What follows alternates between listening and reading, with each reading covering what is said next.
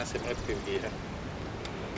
Nitwa César Marie Mukarwego, ndi mubikira w'umusomusiyo ushinzwe iyi hoteli twita Sinitra Hotel. Hanyuma twabonye abantu baraye bafatiwe hano, ntatumira ko byagenze niba ntakurikira. Nasanze babafashe, ntabwo nari ndi hano mu kigo mema, bamimenyesheje ndi iwacu mu rugo rwacu rw'ababikira, ndamanuka nsanga abantu bari hariya muri sale, babarekeyemo bavuga ko baje mu bukwe kandi bitemewe, muri reception kandi bitemewe. Nta makuru bakumenyesheje ukuntu bafashwe cyangwa ukuntu baje hano mu bukwe? Cyane twebwe twakiriye ubusabe bw'umuntu waje dusaba ko twamutekera, tugatekera abantu 50. Noneho kuko tuba tuzi ko twemerewe guteka ku resitora, abantu turabatekera uko ari 50, ariko tubona badashobora gukwirwa muri resitora yacu. Noneho niko kubategurira hano. Ejo rero twese twatunguwe no kubona ari ubukwe, natwe twumva ni ikibazo. Hanyuma abapolisi nyine bahageze nako babivuzeho, turabyemera, dusaba imbabazi, tubona ko twagize amakosa akomeye, ariko rwose igroupe ntabwo twari twamenye ko ari ubukwe buzaza hano. Mwabimenya ryari? Hanyuma mumaze kubimenya kwitwara abandi hoteli? Nta kundi twabyitwaragamo kundi, twabonye ari ubukwe kandi abapolisi bahise bahagera. Icyo twakoze nicyo mbabwira, ntitwasabye imbabazi twese uko tureba. None ko muri iyi minsi nyine byari bizwi ko ibirori byo kwiyakira kwiyakira ntabwo byemewe, nibwo bwa mbere mwari mwakiriye abantu nk'abo. Nyuma y'iki gikorwa ni iki basigiye mwebwe nk'abandi?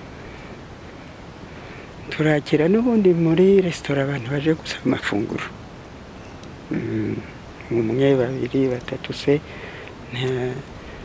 baraza, ntitubirukana.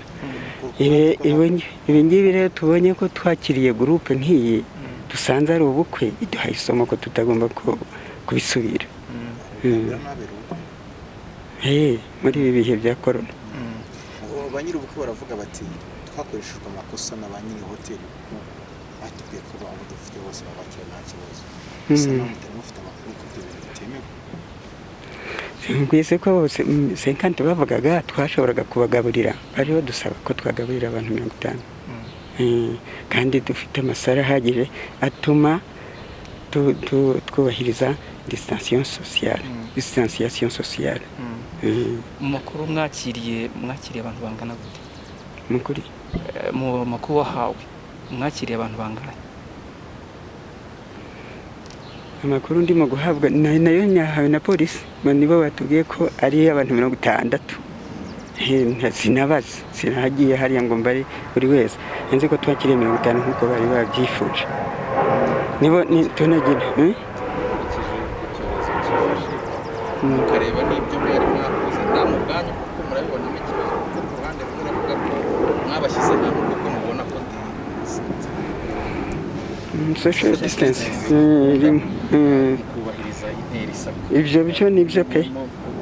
Ku ruhande rumwe umuntu yumvise iyo mvugo avuga ati kuri mwebwe murasanga nta makosa arimo. Ikindi mama utarakwisubiza, kamera iri hano baragufata ku ruhande. Ntacyo bitwaye bafata. Yashaka umva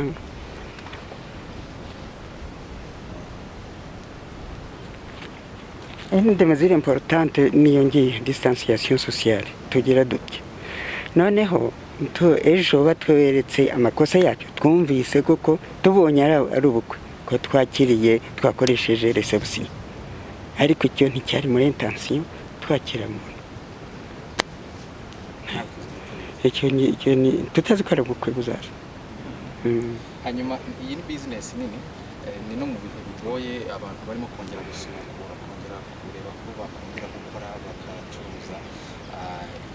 Ibi bintu urasobanura mute kuba babafungiye, ingaruka biraza kubagiraho, ariko ni iki mubwira abandi noneho muhuje business nabo b'abacuruzi nabo bashobora kugwa mu makosa nk'aya ngaya? Turirwa tugiye icyo tubabwira ntibari ubwibone. Ubu kudufungira no kuba ko muhagaritse ibikorwa byakorerwaga hano, duhagaritse n'abantu bose twajyaga duha ubushobozi bwo kubaho, n'imisoro ntizashobora gutangwa n'ibiki nk'ibyo.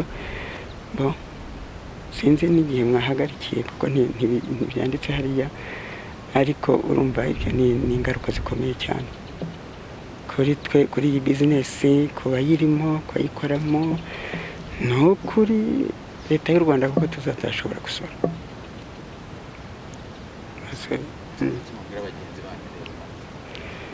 Twitonde dukurikize amabwiriza twahawe ku byerekeranye no kwirinda covid, tuyasome neza, tuyacengezemo n'abandi, dufashe n'abandi kuyakurikiza, tubarinde dutyo. Nitwa umwari Pauline, nkaba ndi umuyobozi nshingwabikorwa w'akarere ka Gasabo. Turagira ngo tubabaze, tumaze iminsi tubona ibikorwa byo bikomeje n'ubundi byo kugenzura iyubahirizwa ry'amabwiriza yo kwirinda icyorezo cya COVID-19. Wenda duhereye ku shusho mu karere ka Gasabo, bihagaze bite muri iyi minsi? Murakoze cyane. Uko bihagaze ubundi byari byiza, ariko ntitubura abantu bake nk'aba ngaba usanga iyo dukoze ubugenzuzi bwacu bwa buri munsi hari abo dusanga batubahirije amabwiriza. Icyo dukora rero nuko tubafata nk'uko tukanabahamagara namwe kugira ngo muze tubyereke abantu bose ko kwibeshya ugaca ku mabwiriza natwe tuba dufite ubugenzuzi bwacu ku buryo tubasha kubabona. Turayifunze kuko barenze ku mabwiriza, bakoresheje ibirori, reception, abageni baraza bategura ameza, amakado, za gato, ibintu byose, mbese ibirori bikurikira ubukwe, n'iryo kosa abamaseri bakoze. Urwandiko mwamanitse hariya rwanditswe gute? Urwandiko iyo dufasha tuba turufite iteka, turaruhorana mu bugenzuzi dukora, aho dusanze amabwiriza tubahirijwe turushyiraho, ariko tukongera tukicara tukareba icyaha yakoze, tukamuha noneho ibaruwa yanditse yemeza neza iminsi tumufungiye, kugira ngo iyo minsi nishira nawe nicyo gihano n'amande bitewe nuko tubona icyaha gihagaze, tukabimuha byanditse mu ibaruwa. Nimba numva neza ubwo iminsi mufunze hano ntabwo iramenyekana. Turagenda twicare dusuzume neza turebye ibyakorewe hano, noneho tubona icyo tumuha, kuko ibihano biratandukanye. Dufite ibihano bishobora no gufunga kugera ku mezi 3, ubu turaza kwicara tubirebe tubone igihano tumuha. Hari ukurenga ku mabwiriza, byumvikana ko bifite ingaruka ku buzima bw'abantu bashobora kwandura iki cyorezo, ariko ku rundi ruhande nk'uko n'amasera yabivugaga, hari n'ubuzima nyine n'imibereho y'abasanzwe bafite akazi hano, na business n'imisoro y'akarere n'imisoro ya leta muri rusange. Ibyo bintu mubibalansa mute kugira ngo byose murebe uko mubihuza? Buriya mwese muribuka turi muri guma mu rugo yeruye cyangwa se total lockdown, muzi neza ko icyorezo cyakwiriye twese bitugiraho ingaruka zikomeye. Kuba rero umuntu yavuga ngo reka nkore business yanjye mu buryo bunyuranye nuko amabwiriza biteganya, uburyo bushobora gutera icyorezo gukwirakwira bikavamo no gufungira igihugu cyose, murumva ko tutahuza ibyo bintu. Ntabwo wavuga ngo reka nica amabwiriza kuko hari amafaranga ndi bubone, kuko ndi busore, kandi ya mabwiriza nayo ari buze gutuma igihugu cyose gisubira muri lockdown.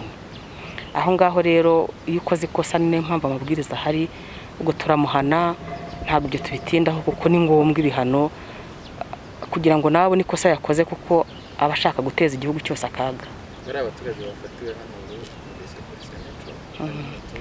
Abaturage bafatiwe hano nabo hari ibihano bagenerwa, bamwe baraye stade na maseri muzi ko yaraye stade, abo bose dufite ibihano turi bubahe, ndetse nabo bageni n'irindi kosa rikomeye. Abageni babonye inzego z'ibanze tuzanye na polisi tugeze hano baratoroka bafashe amakuru bacaho ku buryo twahageze dusanga baticaranye n'abaturage. Aba nabo turabashaka kuko nabo nibo ba nyiri icyaha mbere ya byose, kuko kuba baraje bagasaba ahantu ho gukorera ubukwe bakarangiza bakazana za gato amakado mwayabonye ngaya mu mamodoka, mbese bagategura ubukwe nko mu bihe bisanzwe. Ubu nabo turabashaka tugira uko tuganira nabo. Ku bijyanye n'amande baracibwa amande angana gute? Amande agiye ateganyijwe mu buryo butandukanye biterwa n'uko icyaha gihagaze, ariko hari 10,000 ava ku 10,000 akazamuka akagera ku 300. Ubwo turaza kwicara twegeranye ibyaha byakorewe hano byose tumenye amande tuza gushyira ku mubaruwa turi bubandikire. Senetra nangahe? Nayo biri hagati y'100 n'300 turaza kureba. Hari ubutumwa nshaka guha abantu muri rusange. Murabona ko Marcel aratubwira ko baje bamusaba kubategurira ibyo kurya nk'uko bisanzwe, afite hoteli, afite resitora. Akavuga ko atamenye ko harimo ubukwe, yabibonye buhageze, ariko nabwo n'abakimara kubona buhageze ntiyahita agira icyo atangaza kugeza ubwo ari twe twabyimenyeye bitewe n'uburyo dukora ubugenzuzi. Aha twahashishikariza abantu bose tunabakangura buri muntu wese ugira serivisi atanga ko nawe akontorora, agenzura abagana serivisi ye. Niba ufite hoteli, niba ufite resitora, ukaba uzi ko ugiye kwakira abantu baje kwiyakira mu buryo busanzwe batarengeje ya mibare 30% y'umwanya uhari wo kwakira abantu, nawe agira uruhare rwo kureba abo bantu baje koko ntibari hanze y'amabwiriza, kuko kuba byabo ukaba ntibindeba ukigira ku ruhande ukumva ko wakiriye abantu bakaza gukorera amakosi wawe, ukaza guhura nayo nawe ari uko yabonye cyangwa se wenda wari unabizi ukijijisha. Aha icyo dusaba buri muntu nuko amenya abagendiwe, niba banyuranyije n'amabwiriza akabyanga hakiri kare kandi akatwihera amakuru bitarinze ko twe tuyamenya ku ruhande tukaza kumusanga yaguye mu byaha watabitubwiye. Murakoze cyane. Polisi yamenye gute ibyaberaga hano ko byo kurenga ku mabwiriza y'ibinda ni amakuru twahawe n'abaturage, hanyuma polisi itiza dufatanyije n'inzego z'ibanze dusanga mu by'ukuri koko ibirimo kubera hano n'ubukwe kandi bunyuranyije n'amabwiriza yo kwirinda COVID-19. Kwa Kabiri cyumweru gishize cyangwa turimo gusoza twayivuze neza ko hari bigaragara ko abantu bakora ubukwe cyangwa se amakwe bitangira ari ubukwe bigasoza ari ibirori. Ndetse tunavuga yuko bigaragara ko uko mu minsi iri imbere nibikomeza gutyo abageni bashobora kuzisanga basoreza ubukwe muri stade. Nabyo twarabivuze. Ibyo byose twarebaga ibintu birimo kuba kandi tuburira n'abantu bategura ibikorwa bitandukanye ko mu by'ukuri bagomba kubireka. Murabona rero hano uko byagenze. Ariko hari ikintu kigaragara, abantu bose tumaze iminsi dufata basaba imbabazi, ariko imbabazi basaba ngira ngo ntabwo ziba zivuye ku mutima mu by'ukuri, kubera ko kubeshya ko wibeshye ntabwo ari byo. Uti kubeshya ko wibeshye ni gute? Kubeshya ko wibeshye nuko abantu bakwandikira cyangwa se bakaza bakakugeraho nk'ahangaha bakakubwira bati turashaka kuzakira abantu 60, ukabyemera. Inzego zahagera utariko ntabwo twari tuzi ko ari ubukwe. Murabizi neza ko n'inama y'imbona nkubone irengeje abantu 20 bose bipimisha COVID. Abatubariza niba abantu bose bari bafite certificate kuko bari bagiye kwakira abantu 60. Imbona nkubone baraho ngabo bose bahuriye ahantu hamwe. Icya kabiri, mu rugendo cyangwa se mu buryo gutunganya ibyo birori cyangwa se n'ibyo bikorwa bibera aho ngaho, inzego zakira abo bantu cyangwa se ikigo cyakira abo bantu gikwiye kuba kibona uburyo abantu barimo gutegura ibikorwa byabo. Abantu baraje bateye intebe z'abantu 60, bashyizeho high table, bashyizeho za gato, bazanye impano z'ubukwe, hanyuma polisi ibafashe umuntu akavuga ati twibeshye. Ntabwo rero umuntu aba yibeshye aho ngaho. Ntekereza ko utavuga ko wibeshye ari uko polisi igufatiye mu ikosa n'inzego zibishinzwe. Aho ngaho niho dukwiye kugaragaza neza cyane.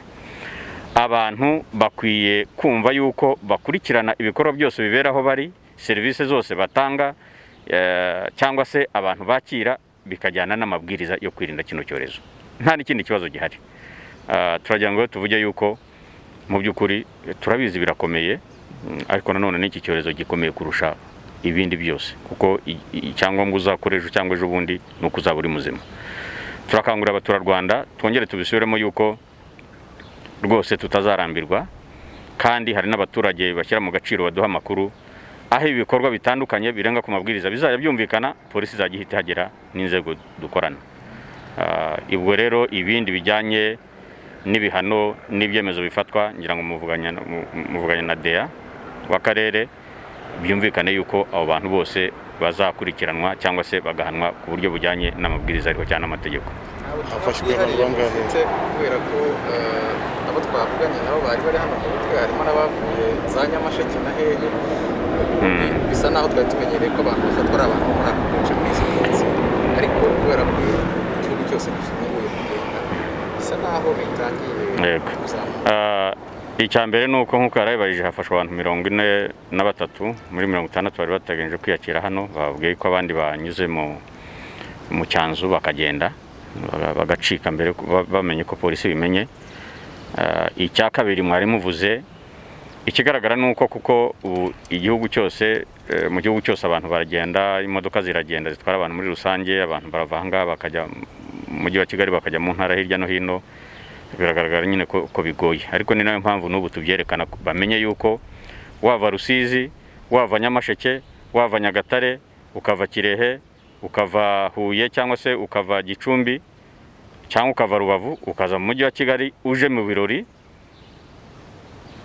umenye ko uza mu birori byemewe n'amategeko bijyanye n'amabwiriza yo kubahiriza COVID-19.